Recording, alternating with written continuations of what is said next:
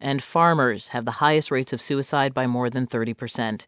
NPR's Kelsey Snell reports that politics around tariffs, trade, and the Farm Bill have some experts and even Trump supporters worried that Washington politics are adding to the crisis.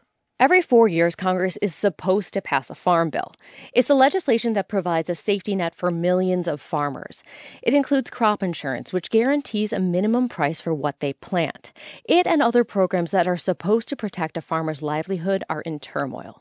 That's tough for farmers like Bob Worth, who lately have weathered more than a few bad years. You know, I've had a couple good friends that have taken their life, and it's all financial. That isn't a unique experience. Worth, who we reached while he was sowing soybeans in his farm in southwestern Minnesota, says crop prices have fallen in recent years and waves of drought and floods have ravaged fields.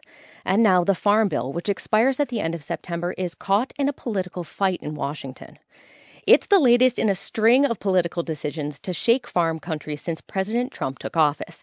And advocates like Matt Perdue at the National Farmers Union say the instability comes at a time when farmers are already in crisis. Farmers and ranchers have the highest rate of suicide by any occupational group, okay?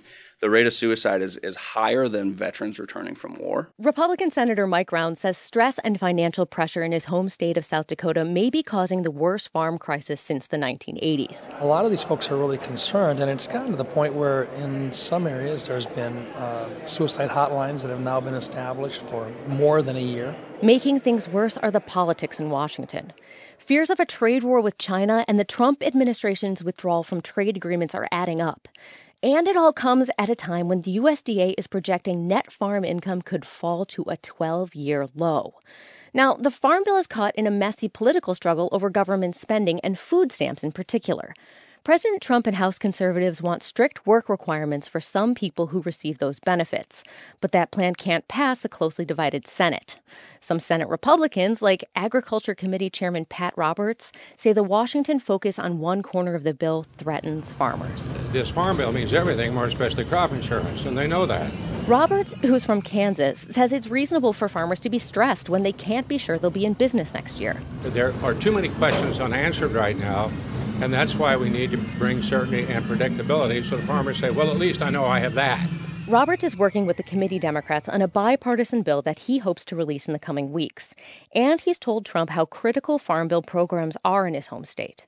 Republican Senator John Thune says he hopes Trump and the rest of Washington realize the stakes. People are getting a little panicky out there, and I think it's an issue that the administration needs to pay careful attention to, because if they get it wrong, it could complicate an already very serious economic crisis in agriculture. Farmers were among some of Trump's most reliable voters in 2016, in part because he promised to deliver a stronger economy for them.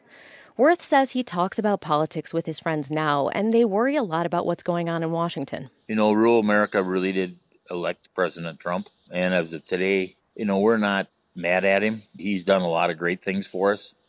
He's also, he created some hardship for us, too. Farmers are just hoping the politics will clear up in time for the next planting season. Kelsey Snell, NPR News, the Capitol.